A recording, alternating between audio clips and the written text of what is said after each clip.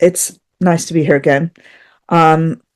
In this beautiful spring-ish. It's been really weird here. We had hail after having a heat wave, then we then had hail. And I've been in Yorkshire where it was raining and absolutely freezing. And that's actually freezing here at the moment too. So it's very variable. And I was thinking about I was thinking about what to talk about tonight anyway. And obviously we're coming up to this incredible conjunction of Venus and Jupiter. Well, not incredible. It happens every year, and it happened last year also in Cancer. But it's a very nice thing to be happening in the sky at the moment. And it is the meeting of the two great benefics, the beneficial planets. Venus is the planet of love, Jupiter is the planet of expansion, and it's an expansion of love that we might see with this conjunction. And it's in the sign of Cancer, which is very emotional, and Cancer is to do with tribes and family, good things. Tribes, family, nation, babies, mothers, all those things are under the mantle of Cancer.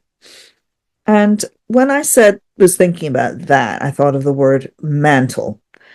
And I thought about this encyclical that Pope Leo the 14th has just published.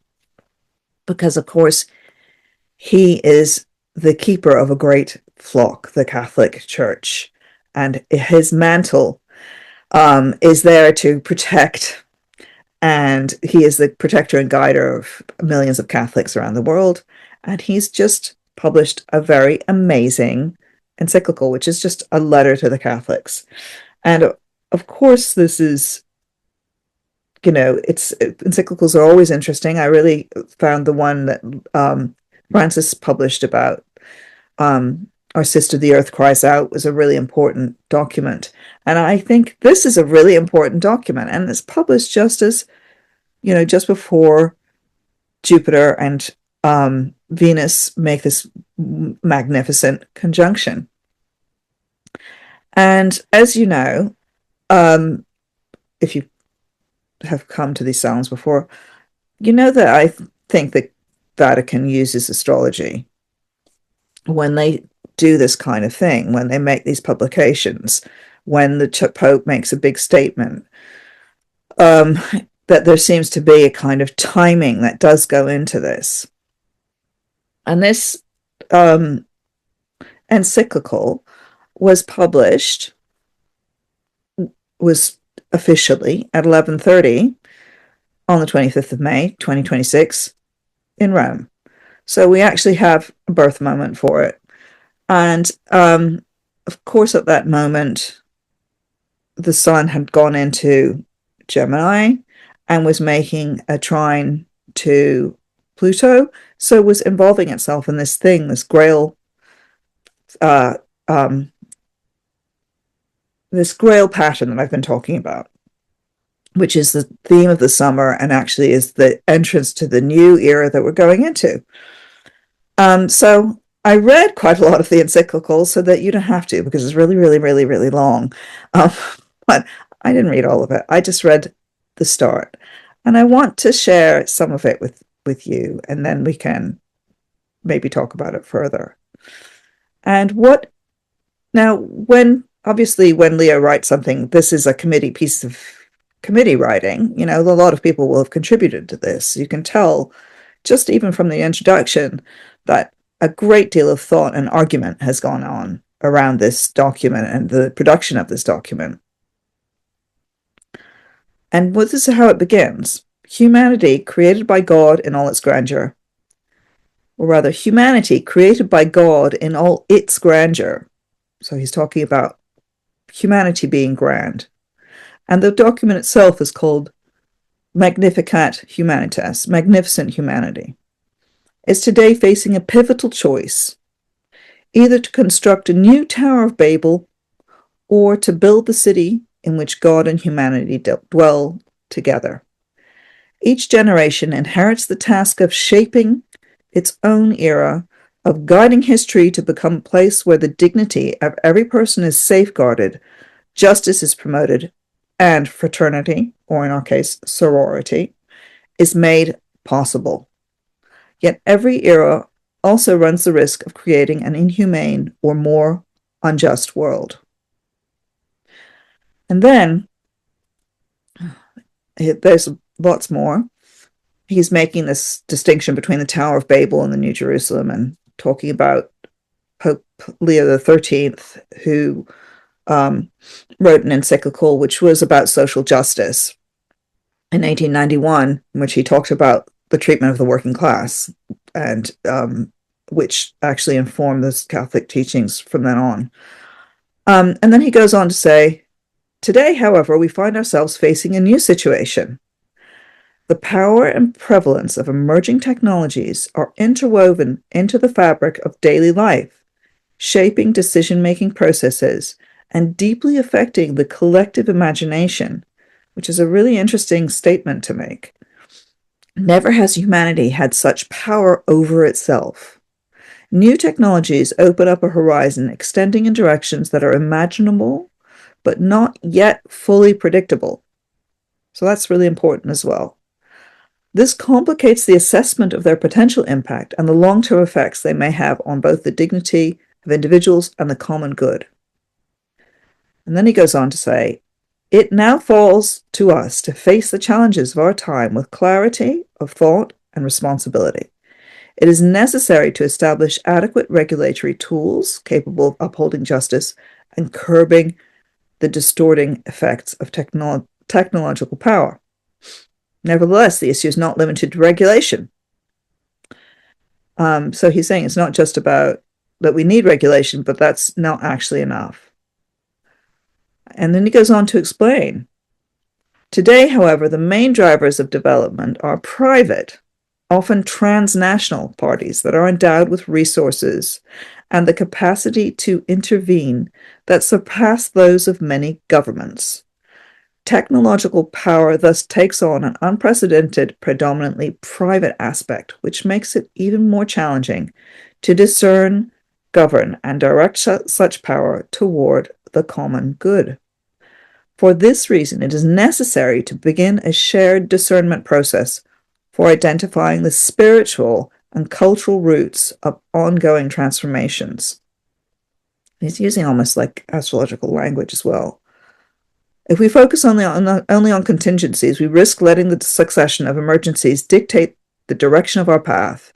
We are living through a rapid phase of transition, a change of era, which he puts in quotes, in which, while some are vying for the future of new technologies and others dedicate themselves to reflecting on the matter, most people are watching and waiting, observing from afar, and merely hoping for the best.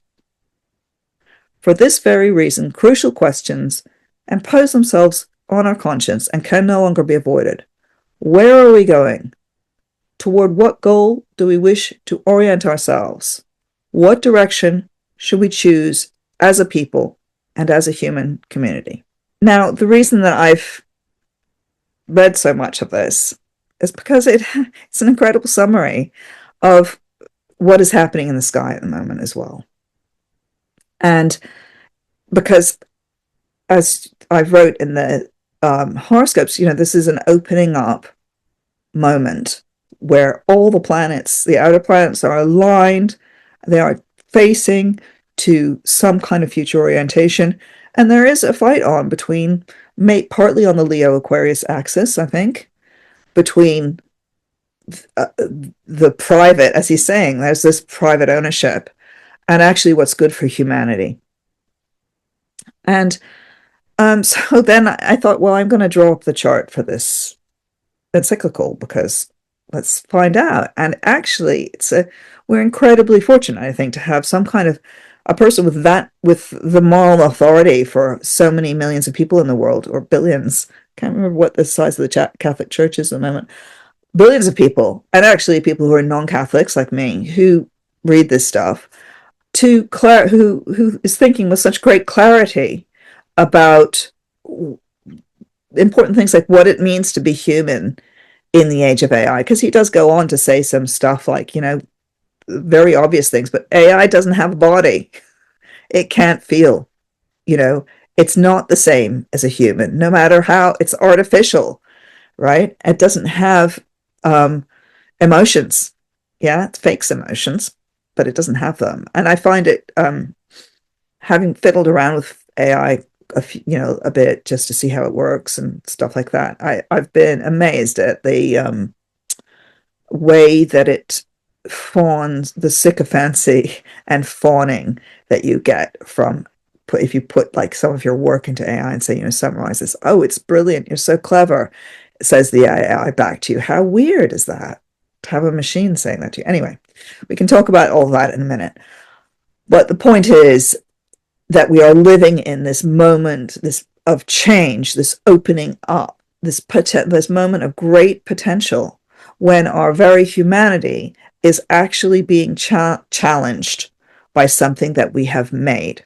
Now, we've been through these periods before of massive technological leaps forward. Obviously, we can think of like the Industrial Revolution, which was what Leo the 13th was writing about in 1891. Of course, it was quite late in the Industrial Revolution for him to be writing that, but you know, he was catching up with how it had affected, in particular, the relationships. He was writing about the relationships between the workers and the owners. In that encyclical of, it was called About New Things, about new things. So we're at this new moment, this new poise, at this new opening up, and it's a different kind of humanity, of how, and it's a reassertion of the magnificence of humanity. Of course, if you're a Christian, you believe that humans are made in the, what's the word, made in the image of God. But even if you're not, you know, there is something sacred about being human, that we are given this vessel, we are given this body that in which contains our souls. That is what being human is that we are, you know, the embodiment, that we are these vessels with these souls inside and these minds, but we're mind, body, and spirit. We're not just a machine, right? And it's very important. And actually, when you have something like AI and this huge discussion around it, it does focus your mind on what it means to be human. What does it mean to be human? He talks a lot in this also about how evil it is to be using AI for warfare in particular, and what that might mean, and how the evil uses of AI. But he's not against it. He's just saying this is not something that we can just allow to the 5 people who own everything to make decisions about. And that's why we need to be actually having a discussion about the morality of this. So I'm going to share the chart of this wonderful encyclical with you now, if I can. Let's see. Yes. And like I said, it was 25th of May at 11:30. So coming up to this. So we're already in this moment, you know, Venus is already coming to Cancer. Jupiter is in Cancer still. But, and I find it very interesting that they chose this moment to share a piece of news, right? So it's the news coming from the Vatican, the encyclical, the letter is coming from there. Obviously, Mercury is direct, then I'm never going to do it on a Mercury retrograde. And the Sun is making a perfect trine to Pluto. It's just gone past Uranus, so it's making the connection between those two. The chart is ruled by the Sun because it's Leo rising chart.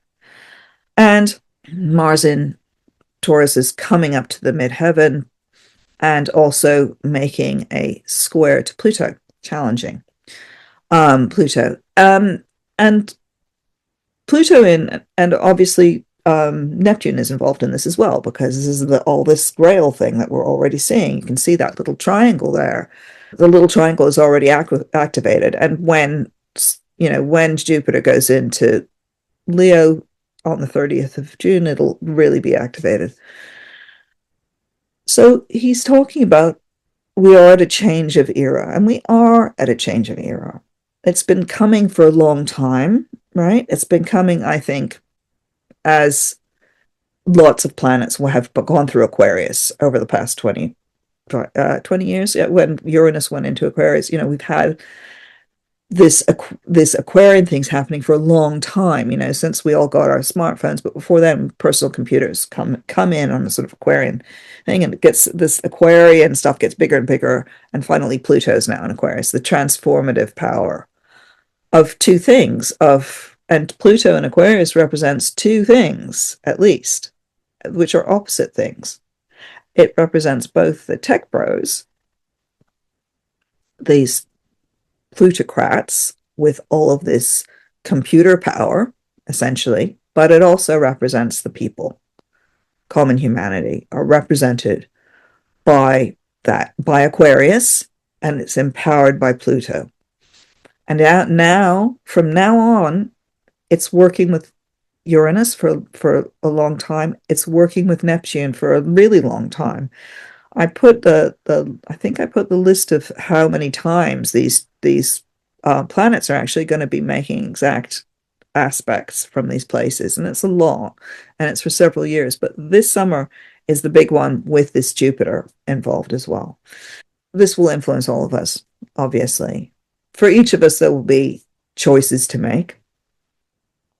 But looking at this Magnificat Humanitas, this message, the Sun in Gemini message, which makes these aspects. And it's also, you can see, it's gone from one Gemini where it was making conjunction to Uranus. Then it will have made the sextile to Neptune at 3 Aries, and it's about to make the trine to Pluto. So the Sun is connecting these, and the message. So back to this thing being a letter or a message that's coming to us about the future, right? Which is Uranian. The Uranus is the planet that tells us about the future. It's a time machine planet. So we're all thinking about the future and what the future means. In fact, we're looking at the past, as he did to this previous encyclical, the 1891 one. We're using the past to look towards the future. So we also are situating ourselves in a long lineage, right? In long history. I think that's what he's doing with this encyclical, and asking people to sort of step back a bit and understand we are in a change of era, but it's a change for humanity. The other thing that's about humanity with this chart, or it feels very human-y, although the outer planets are called, they're not personal, right? They're the collective planets. These are the planets that are about the collective. Uranus and the sign Aquarius are particularly about the human connections. The human, I wouldn't say family, that's Cancerian, right? The human family is this concept of us as a family, but the concept of community is a very Aquarian concept. And Uranus is one of the planets that rules Aquarius, and now it's in Gemini. So we're going to be seeing these big changes in how we work as a human species, essentially. And we already know that there are actually quite big problems, but it's possible to have solutions as well, or it's possible that we're going to be moving forward in a very, doesn't have to be terrible, right? And that's kind of what this whole encyclical is about, is that he's saying it doesn't have to be terrible, because what he does later on in the encyclical is he compares the building of the Tower of Babel, which, as we know, they're trying to build a tower up to heaven, which for a start they didn't, and they couldn't cooperate because they were babbling, right? And he compares that to the building of the walls of Jerusalem, the rebuilding of Jerusalem, which was done by Nehemiah, who comes back and he consults with everybody. He asks them what they think.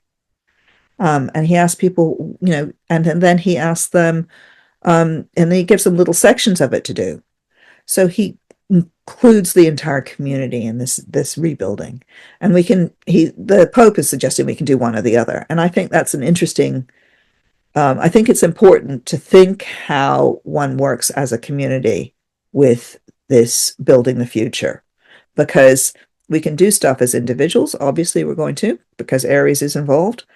Um, but we have to work together as people.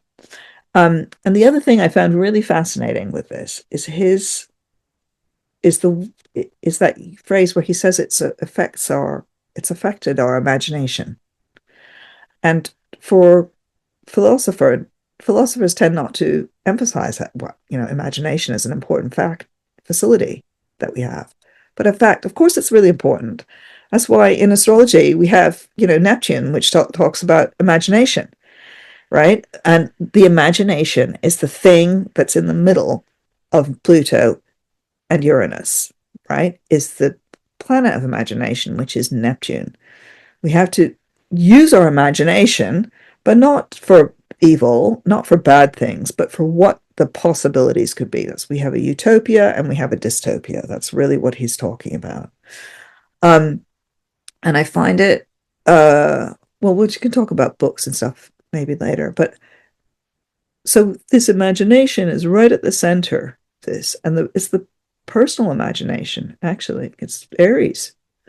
What is our imagining?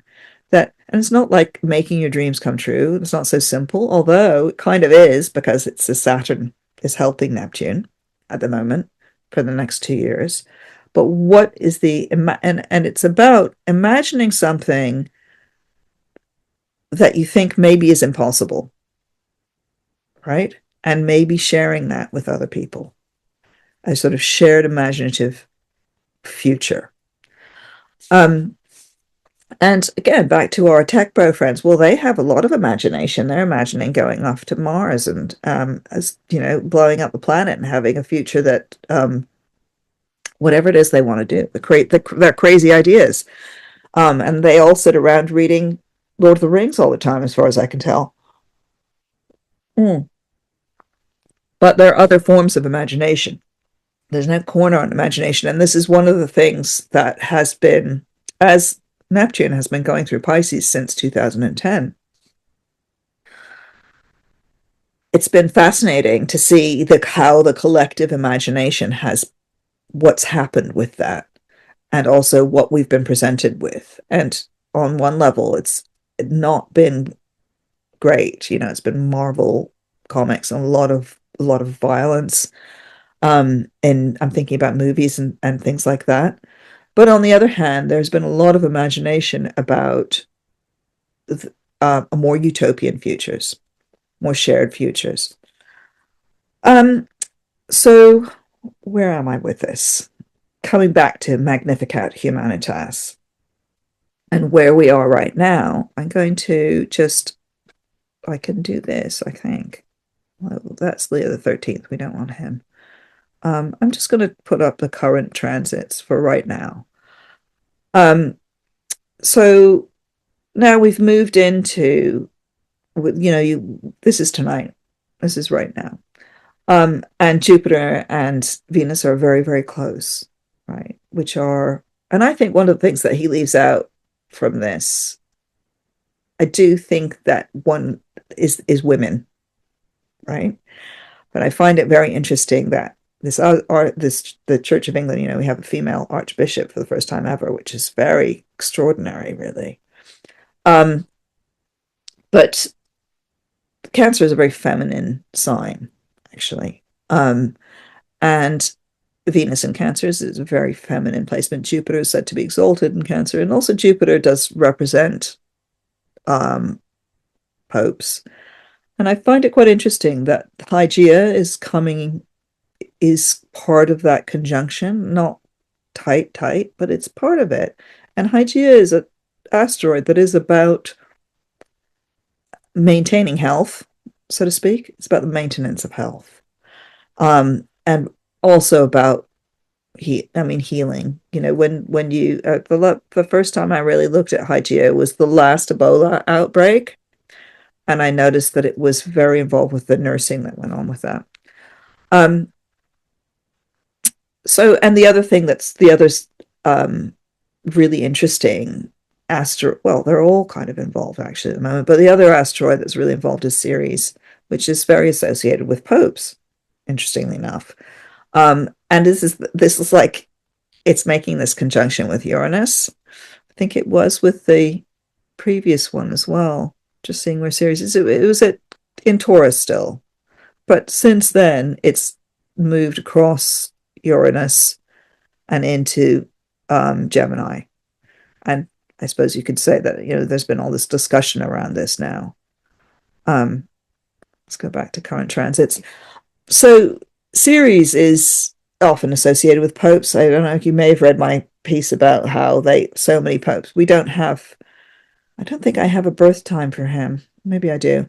But most popes have Ceres like on the ascendant or on the MC. I mean, it's incredible. So an incredible piece of astrology that that they're channeling Ceres on some level, which is, of course, was a very important goddess for Rome itself in ancient times.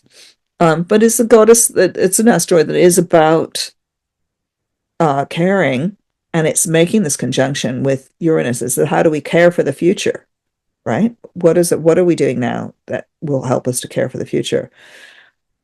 Everybody has some small thing that they can do for the future this summer, this season, and maybe at this moment of this conjunction, whatever tiny thing it is, or maybe it's something just planting a tree, something that is looking to the future of humanity and making a promise that the future will happen, right? It's not going to be this war-torn horrendousness that we're seeing.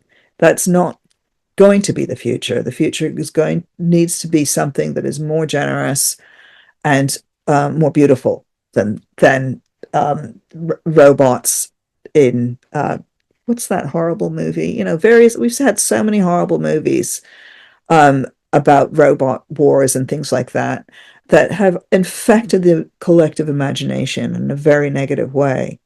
And so one of the ways that I think we can work, or we can be as people who work with things that are esoteric or with the soul, that we work with the soul, is what are the things that we can imagine that are not that, as a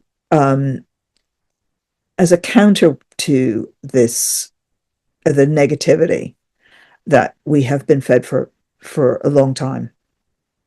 And also, and this is something that's really important about this encyclical, that he says, there's no inevitability to what the decisions that have been made about what's going to happen. So I think I'll just sort of stop there for a moment. I have got other charts we can look at tonight, which are, I have the American chart, I have the British chart, I have the Israeli chart, and I have the Chinese chart. If you want to look at those in terms of this, or for any other reason. So I'm going to open up now to any questions or suggestions that anybody has.